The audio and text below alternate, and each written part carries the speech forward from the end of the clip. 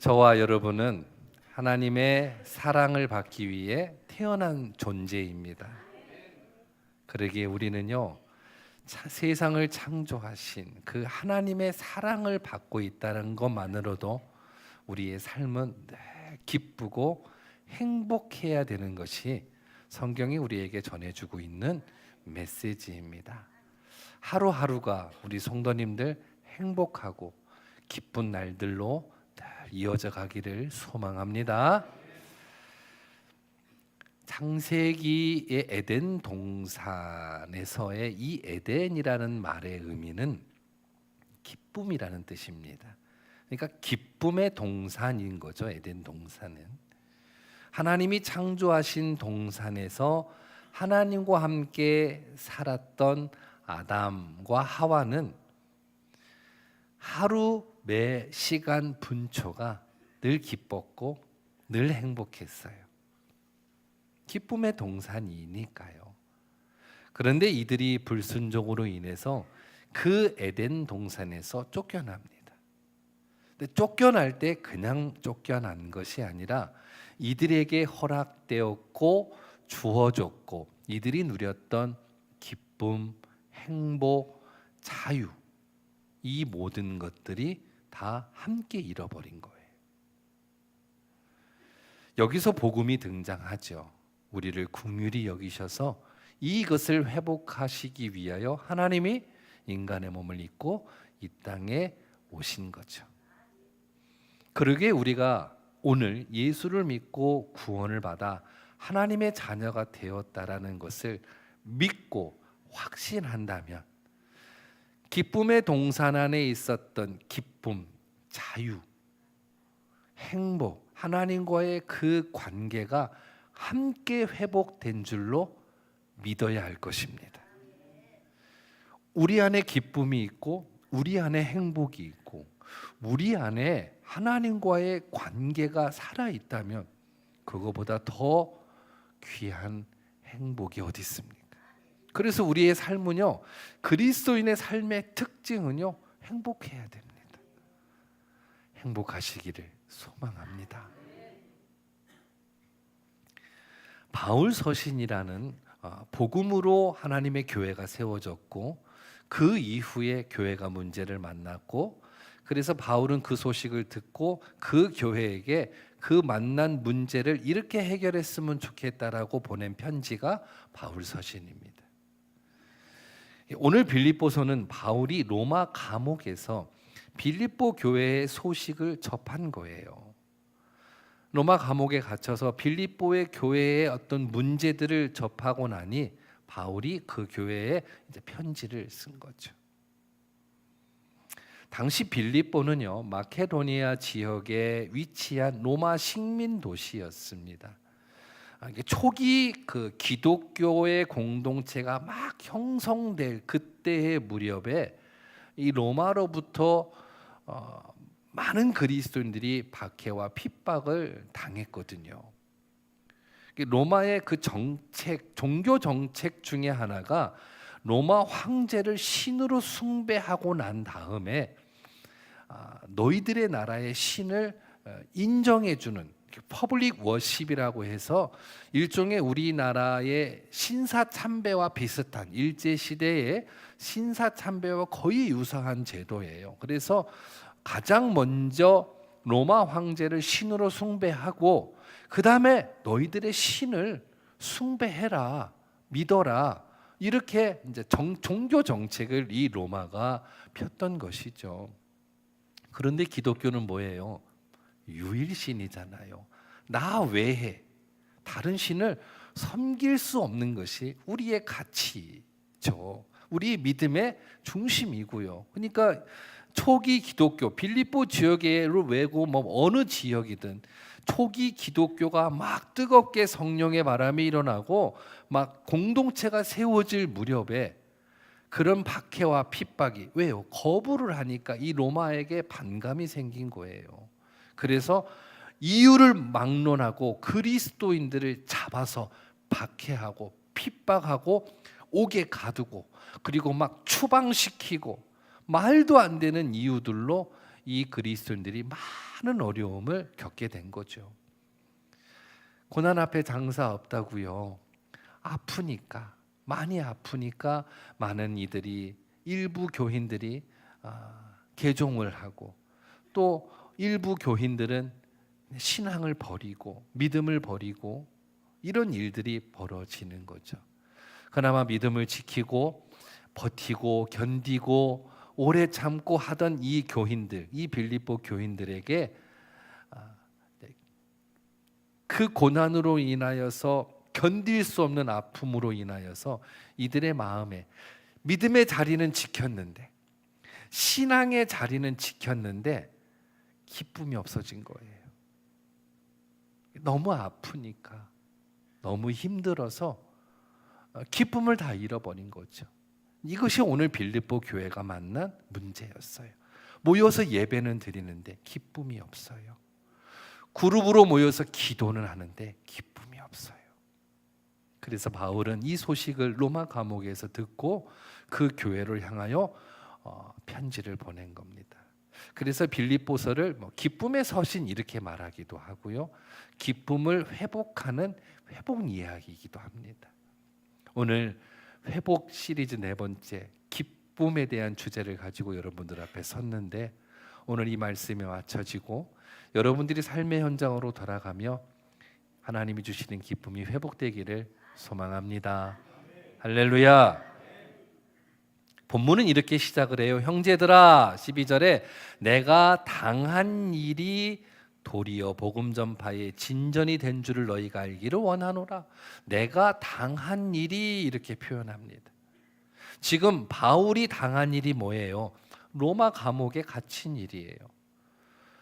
그러면 로마 감옥에 바울이 왜 갇혔냐라는 거예요.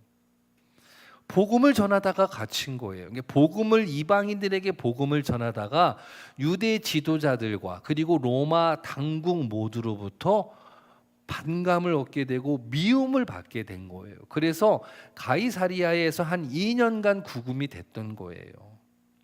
그런데 바울이 로마 시민권자이잖아요. 로마 시민권자는 황제 앞에서 재판을 받을 수 있는 청구권이 있었어요. 그래서 이 바울은 어디에 가고 싶어 했었어요? 로마에 가고 싶어 했잖아요. 그래서 감옥에 갇혔을 때 내가 시민권자임을 밝히고 황제 앞에서 재판을 청구한 거예요. 안 들어줄 수가 없는 거죠. 그래서 이제 로마로 압송이 돼요. 배를 타고 가다가 유라굴라라는 광풍을 만나서 배가 뒤집히고 다 죽을 줄 알았는데 바울에게 임한 하나님의 메시지가 안심하라 했기에 살았고, 이런 여정 과정을 통해서 로마에 압송이 되고, 되자마자 감옥에 들어가게 돼요. 누가 봐도 억울하고 내가 당한 일, 바울이 이 당한 일을 생각해 보면 누가 봐도 억울하고 누가 봐도 이해가 안 돼요. 누구를 막론하고 원망하고 불평할 수 있어요. 때로는 절망하고 포기할 수 있어요. 사명이요? 내려놓을 수 있어요. 그런데 바울은 그곳 감옥에서 기쁘대요. 전혀 이해할 수 없는 말을 하고 있는 거죠. 누가 봐도 이해할 수 없는데 그의 말을 들으니 더 이해할 수가 없는 거죠. 기쁘대요.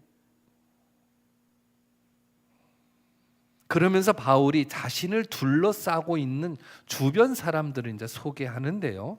16절에 보면 이들은 내가 복음을 변증하기 위하여 복음의 증인으로 세우심을 받은 줄 알고 사랑으로 하나, 16절에 이들은 바울을 돕는 자들이에요. 사랑하고 있는 자들. 그리고 그 다음 절 17절에 그들은 이렇게 써 있어요. 그들은 나의 매임에 괴로움을 더하게 하나. 이 말은 뭐예요? 이 그들은 바울을 괴롭히는 사람들이, 시기하고 질투하고 미워하는 사람들. 16절에 이들은 바울을 돕고 사랑하는 사람들이고, 17절에 그들은요, 바울을 괴롭히고 미워하고 시기하는 사람들이. 그런데 더 놀라운 것은 이 그들이 누구냐면, 이 바울을 시기하고 미워하는 사람들이 누구냐면 예수를 안 믿는 사람들이 아니라 함께 복음을 전하는 동역자들이었어요. 저로 표현하면 목사님들인 거예요. 이들이 바울을 미워하고 시기하고 질투하고 괴롭히더라고요. 무슨 말이냐면요, 당시에 복음을 이렇게 바울만 전한 게 아니잖아요. 여러 사역자들이 복음을 전하잖아요. 근데 바울이 전하는 그곳에 막 성령의 역사가 일어나고 기사와 이적이 막 나타나요. 그런데 다른 사역자들이 막 복음을 전하는데 거기에는 일이 잘 안 일어났나 보죠. 바울에게 모든 사역들이 집중이 돼요. 그러다 보니까 다른 목사님들이 시기와 질투가 일어나는 거예요. 바울이 복음을 전할 당시에 많은 복음 전파자들이 같이 복음을 전하는데 바울이 전하는 그 현장에 참 많은 놀라운 일들이 일어난 거예요. 그래서 시기하고 질투하고 그러는 중에 바울이 감옥에 들어간 거예요. 이때다 하여 그 다른 복음 증거자들이 열심히 복음을 전하는 거예요. 이때다 하여서 이때 우리가 열심히 복음을 전해서 바울을 따라잡아야지, 이런 마음. 그러니까 오늘 17절에 보면 하반절에 순수하지 못하게 그리스도를 전파하느니라, 이들의 의도가 순수하지 못하다 할지라도 순수하지 못한 거죠. 이겨 먹으려고 한 거예요. 따라잡으려고 한 거예요. 순수하지 못한 의도를 갖고 있으나 바울의 말은 이래요. 그럼에도 불구하고 지금 복음이 전해지고 있지 않느냐. 나는 갇혀서 복음을 전하지 못하고 있는데 다른 이들이 의도가 순수하지 못하다 하여도 복음이 전해지고 있지 않느냐. 나는 이걸로 너무 기쁘다, 이렇게 말하고 있는 거예요. 18절에 세번역 성경으로 제가 가져와 봤어요. 그렇지만 어떻습니까? 거짓된 마음으로 하든지 참된 마음으로 하든지 어떤 식으로 하든지 결국 그리스도가 전해지는 것입니다. 나는 그것을 기뻐합니다. 앞으로도 또한 기뻐할 것입니다. 할렐루야. 자기는 감옥에 갇혀 있는데 밖에서는 복음이 왕성하게 전파되고 있어요. 그래서 기쁘다라는 거죠. 참으로 이해할 수 없는 말만 해요, 바울은. 사랑하는 여러분, 보편적으로 사람들은 내가 당한 일, 내가 상처받은 일, 내 자존심이 상한 일, 내가 손해본 일에 집중해요. 대부분 사람들은 그래요. 내가 당한 일, 내가 손해본 일, 심지어 교회 안에서도 내가 당한 일, 내가 손해본 일에 집중해요. 그게 사실 정상이에요. 저도 그래요. 지금 바울이 당한 일이 뭐예요? 감옥에 갇혀 있잖아요. 왜요? 복음 전하다가. 일반적으로 사람들은 내가 왜 감옥에 들어갔지? 질문해 봐야죠. 제가 복음 전하다가 설교하다가 감옥에 잡혔어요. 그러면 저 같았으면 하나님, 저를 왜 이 감옥에 넣으셨어요? 저를 왜 이곳에서 가두셨어요? 제가 뭘 잘못했어요? 라고 묻을 것 같아요, 저는. 바울도 지금 감옥에 들어갔으니 그렇게 하나님 앞에 물어야 되지 않냐고요. 빌립보 감옥에서 감옥문을 열어서 보란듯이 걸어 나오게 하신 것처럼 하나님이 이 로마 감옥을 문을 열어주셔서 이 로마 모든 사람들이 이것을 보게 하고 나를 두려워하게 하고 복음을 다시 전하게 하옵소서, 이렇게 기도해야 되지 않냐고요. 그런데 바울은요, 그냥 기쁘대요. 그냥 기쁘대요. 내가 당한 일을 생각하지 않고 있어요. 누가 봐도 되게 억울한데 내가 당한 일을요 보지 않고 있어요. 그리고요 기쁘대요.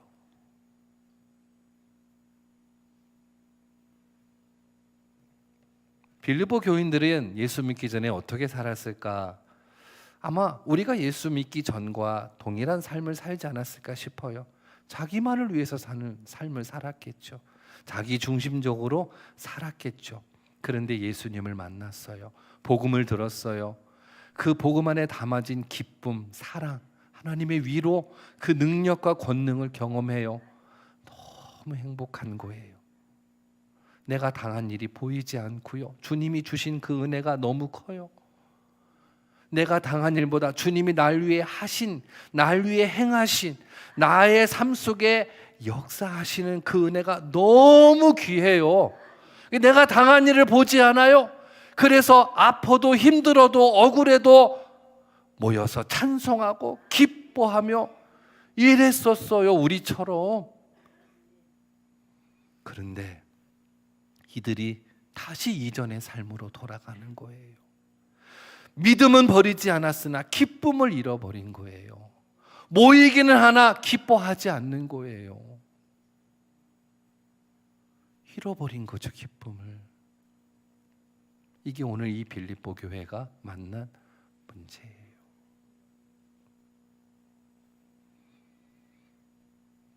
내 안에 주님보다 내가 더 중요하게 되고, 나를 위해 죽으신 주님보다 내가 당한 일이 더 아파요.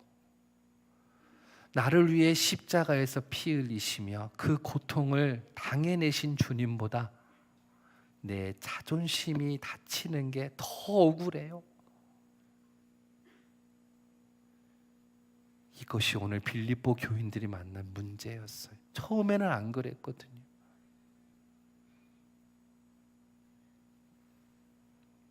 사랑하는 여러분, 주신 믿음 가지고 살아가는 우리의 삶의 현장을 들여다보면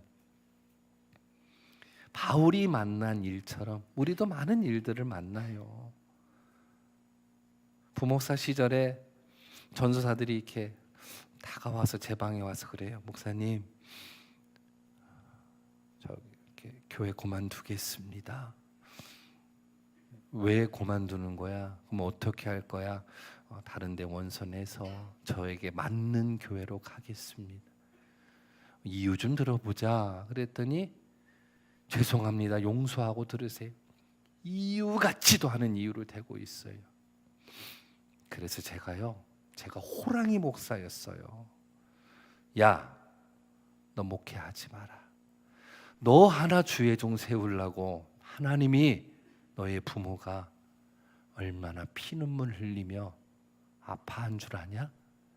그런데 그거 아프다고, 그거 다쳤다고 여기서 목회 못하겠다고도 그러냐? 너 하지마, 하지마!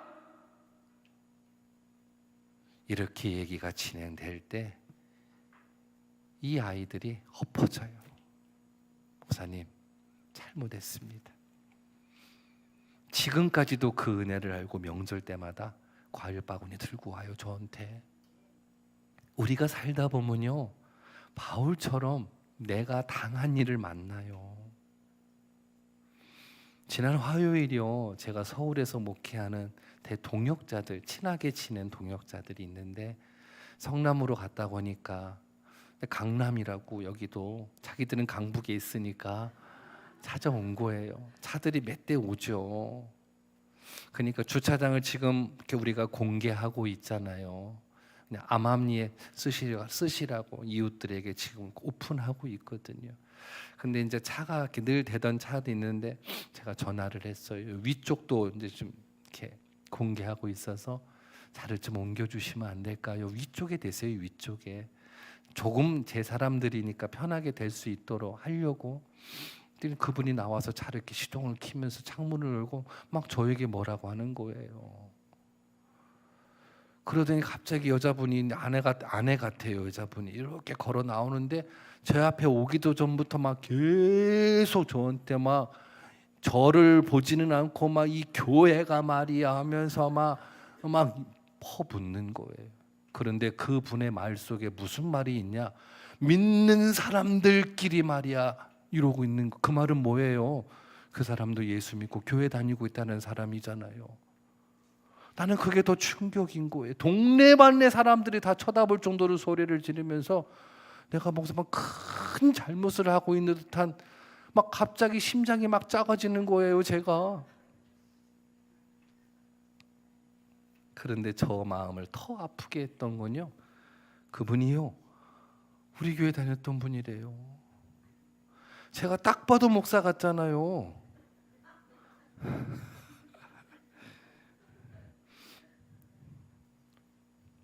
근데 그렇게 막 뭐라고 하니까요, 제가 마음이 상하더라고요. 내가 당한 일을 만난 거예요. 그래서 제가요, 전사님에게요, 처차 앞으로 못 대게 하라고 그랬어요. 되면 바로 전화하고, 바로 전화해서 차 못 대게 하라고. 우리 교회가 배려해 주는 거잖아요. 예배 때만 빼주게 하고 배려해 드리는데, 그 배려를 내가 이렇게 모욕적으로, 또 때마침 다 그 목사님들이 도착을 해서 그걸 다 이렇게 서서 보고 있었거든요. 자존심도 상하고 마음도 막 상처가 되고, 다시는 못 되게 하라고 막 내가 이랬어요. 내가 당한 일을 제가 지금 막 보고 있는 거예요.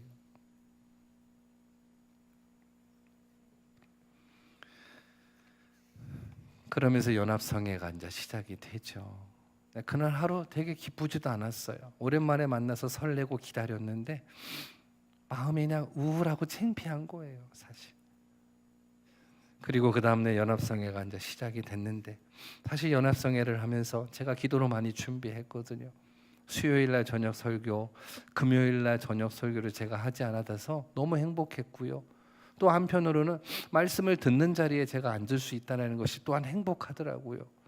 그래서 기도하면서 연합성회를 저도 준비하고 참여하는데, 이 마음이 내가 당한 일로 서운한 거예요.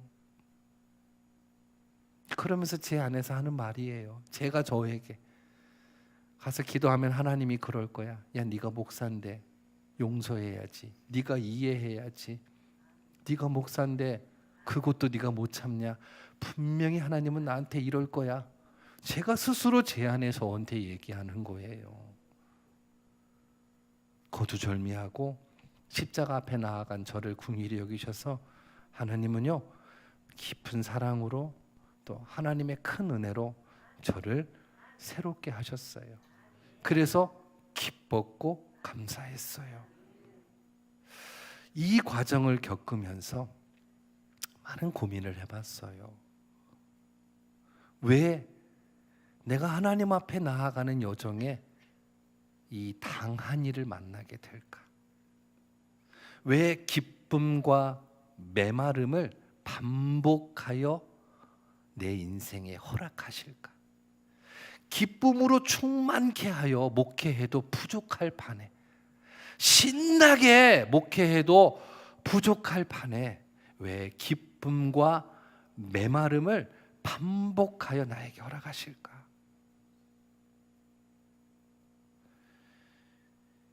하나의 예로 한번 설명해 볼게요. 어떤 교인이 저에게 찾아와서 지난날 힘들었던 이야기를 막 해요. 목사님, 제가요 너무 어렵고 손해도 많이 보고 상처도 많이 보고 정말 힘들었어요. 고생에 고생만 했어요. 그때 제가 뭐라고 해요? 아유, 권사님 너무 힘드셨군요. 그러면서 제가 위로합니다. 제가 기도해 드릴게요. 제가 응원할게요. 이렇게 제가 위로해 드리죠. 그런데 그 위로가 끝나자마자, 목사님, 아니에요. 제가 그 일로 배운 게 참 많아요. 내가 주님 의지 않으면 안 된다는 거 알았고요.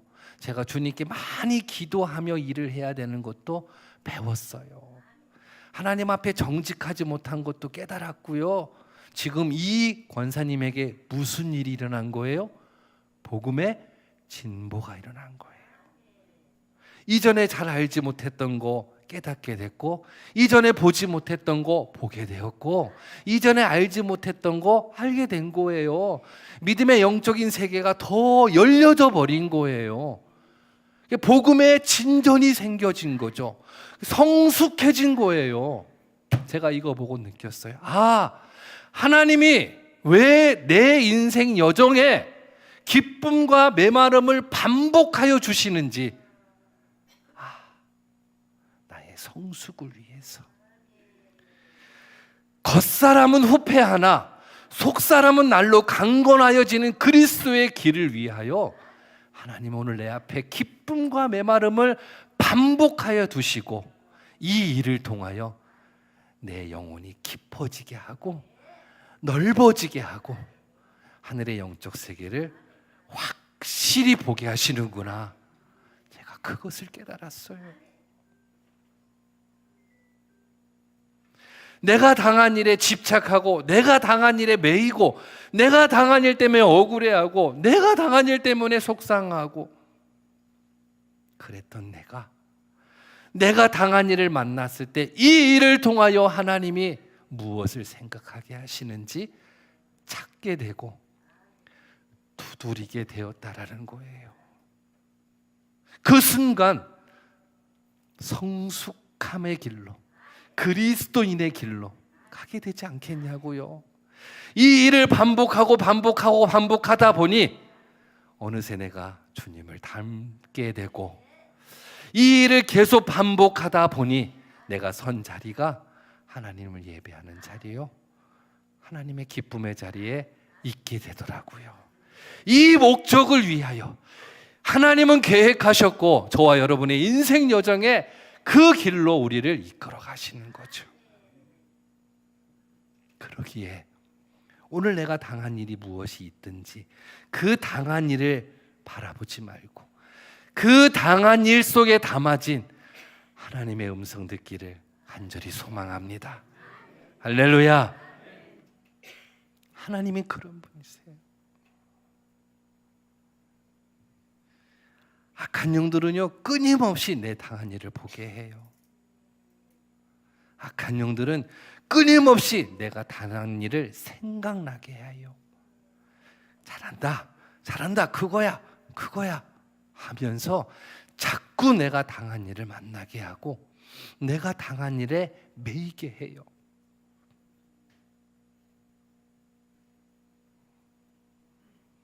그러나 하나님은요, 내가 만난 일을 통하여 나를 더 보배롭고 나를 더 존귀하게 만드시고자 하는 계획이 있다라는 거죠. 이 선택은 우리가 하는 거예요. 이 성회 기간 사실 아픈 소식을 저도 또 하나 들었어요. 수, 목, 금 3일의 성회를 하는데 사실 가슴 아픈 이야기를 제가 금요일 날 들었죠. 우리 교회 권사님 2 가정이 위해서 제가 늘 기도하고 있었는데 이제 다른 교회로 등록을 하여 각자 가겠다는 소식을 들었어요. 다시 한번 내가 당한 일을 만나게 된 거죠. 그 목사님들은 기도하지 않았을 건데, 나는 열심히 기도했는데 왜 나는 또 일해야 돼, 보내야 돼? 성회 기간에 마지막 날 금요일 날 저녁에 내가 이분들을 위해서 기도했어요. 용기 내서, 하나님, 이분들이 어느 재단에 가든 그곳에서 하나님을 만나고 그곳에서 신앙이 성숙되어지기를 소망합니다. 잃어버렸던 기쁨을 그곳에서 회복하고 막 이렇게 기도하는데 얼마나 눈물이 나는지 몰라요. 보낼 수밖에 없어서 서글퍼서도 눈물이 나고, 내게 이런 용기가 있다는 것도 대견스러워서 눈물이 나고. 그런데요, 이런 나를 보시는 하나님께서 나의 아픔을 두고 보지 않으시기에 그 어떠한 좋은 영혼들을 또 보내주시겠구나 라는 기대가 갑자기 내 마음에 벅차서 또 눈물이 나고, 그래서 기쁨의 눈물로 마무리를 했어요.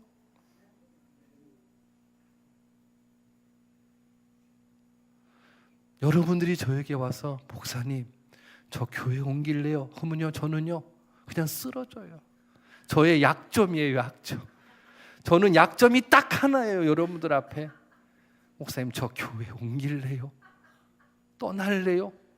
저는 이러면요 그냥 두 손 들어요, 두 손.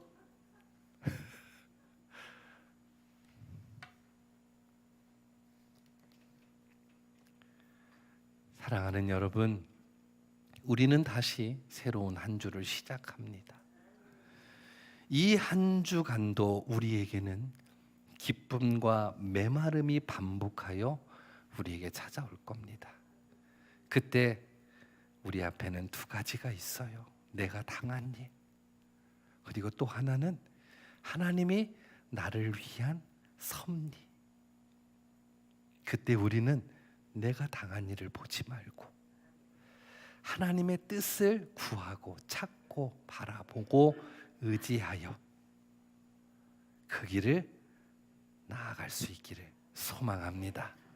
그것이 나의 간증이 되고 그것이 나의 찬송이 되어 주님 부르시는 그날까지 하나님 안에서 기뻐하고 행복한 믿음의 여정이 되기를 축원합니다. 축원합니다.